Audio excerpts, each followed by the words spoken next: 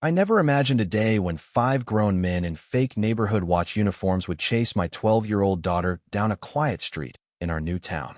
My heart froze when I heard their shouts. "Stop! That girl's breaking community rules." Her screams pierced the air as she ran toward me, eyes wide with terror. What they didn't know was that the mother they were threatening had spent 15 years training elite military units. They'd just made the worst mistake of their lives. My name's Emily Carter, 43, a single mom to Lily. After retiring from the military 2 years ago, I moved us to Willow Creek, a sleepy suburb in Oregon, hoping for a fresh start. I now run a freelance security consulting business, teaching civilians self-defense and tactical skills. Nobody here knew about my past, not until that day. Those men, they called themselves the Willow Creek Safety Patrol, led by Victor Hayes, a smug, 6-foot-tall wannabe cop always dressed in a cheap black suit with a fake badge pinned to his chest. His 4 lackeys trailed him like shadows, strutting around with unearned authority. This all started 3 months earlier, in April 2024, when I refused to sign Hayes' new community safety contract. It would have let his team barge onto private property without noticing a clear violation of basic rights. I called him out at a neighborhood meeting, and his eyes turned cold. "You'll regret this, Ms. Carter," he said, his voice dripping with menace. That was the spark. From then on, Hayes waged war on my family. It began with petty fines, $500 for parking my car incorrectly, even though I followed every rule. When I fought back, Hayes smirked. "Didn't you get the updated guidelines?" Then came a $1,200 fine for littering after trash from a neighbor's bin blew onto my lawn. I showed him my security footage proving it wasn't mine, but he just shrugged. Footage can be faked. Things got darker when I overheard him on a call outside the community center.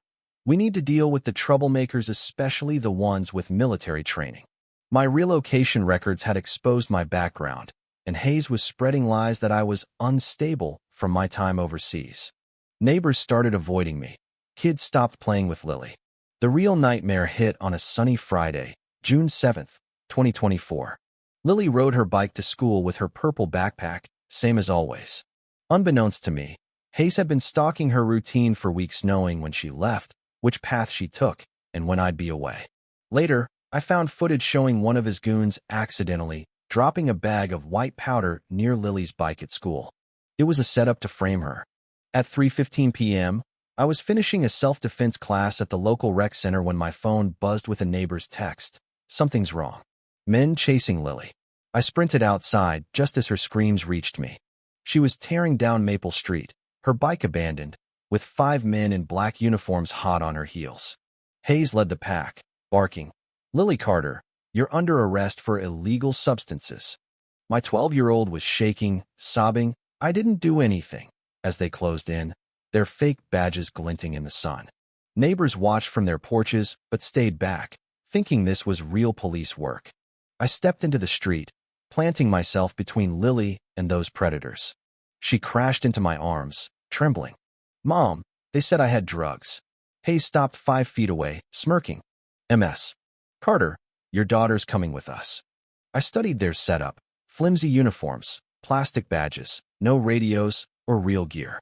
"Show me a warrant," I demanded, my voice steady, the same tone I'd used on battlefields. Hayes faltered but recovered. "We're the safety patrol. This is our jurisdiction." I pulled out my phone. "I'm calling the real police." His face darkened, and he signaled his men to surround us. One of them, a hulking guy with tattoos snaking up his arms, reached for Lily. That's when I saw it. A black bag one of them carried, stuffed with rope, zip ties, and a cloth gag. This wasn't an arrest. They meant to kidnap her. My training kicked in. Time slowed as I pushed Lily behind me and faced them. "Back off." "Now." Hayes laughed, but it was nervous. "What? You gonna fight us all?" I locked eyes with him. "If I have to." Neighbors were filming now, their phones capturing every second. Hayes' crew hesitated, sensing the shift.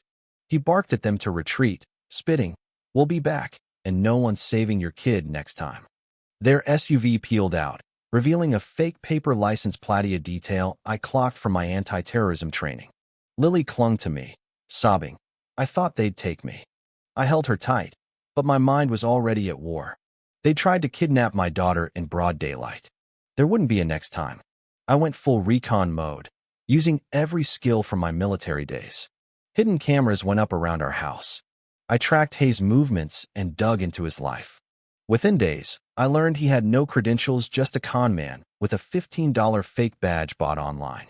A neighbor, Mrs.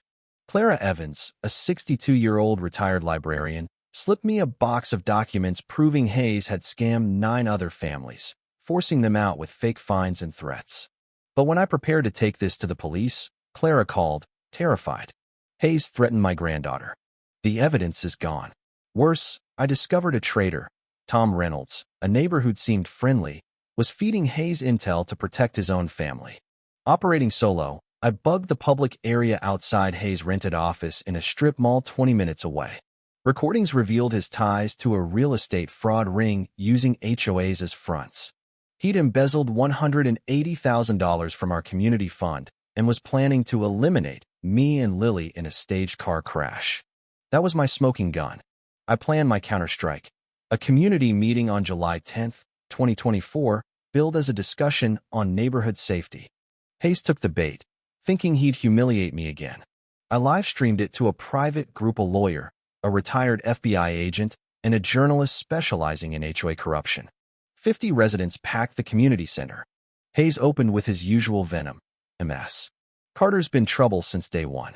I took the stage and dropped the bomb. This man tried to kidnap my daughter. I played the footage of Lily's chase, showed photos of the kidnapping gear, and presented forged HOA documents and bank records proving his theft. The crowd gasped. Then came the audio of Hayes plotting our murder. His facade cracked. "It's all fake," he shouted, but the room turned on him. When he ordered his goons to grab me, I neutralized them in seconds. Wrist locks, a precise strike, a leg sweep. They hit the floor, stunned, as neighbors cheered. Then Hayes dropped a bombshell. "You weren't random, Emily. You're the widow of Captain Daniel Carter, who shut down our arms trafficking ring in Syria 6 years ago. We've been tracking you ever since. My husband's death, called a training accident, was tied to these criminals. This wasn't just an HOA scam, it was revenge." Federal agents stormed in within hours, arresting Hayes and his crew. The investigation unraveled a web of arms deals, drug trafficking, and money laundering spanning 8 states and 4 countries. Hayes got 30 years. His goons got 10 to 18 each. Seized assets funded a victim compensation program, and our neighborhood rebuilt with transparent HOA rules and real leadership. A year later, on July 10, 2025, I stand in our new Unity Garden, where Hayes' fake office once stood. Lily, now 13, runs up with a sunflower she's grown, its petals bright against the evening sky. "Mom, will they ever come back?"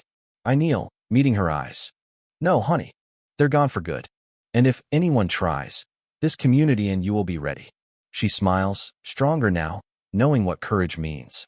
Our story sparked a national movement, exposing HOA corruption and inspiring reforms. But questions linger. Could this happen in your neighborhood? Are HOAs too powerful? Should I have acted sooner? Or was exposing Hayes publicly the only way? Share your thoughts below, like, and subscribe for more stories of justice.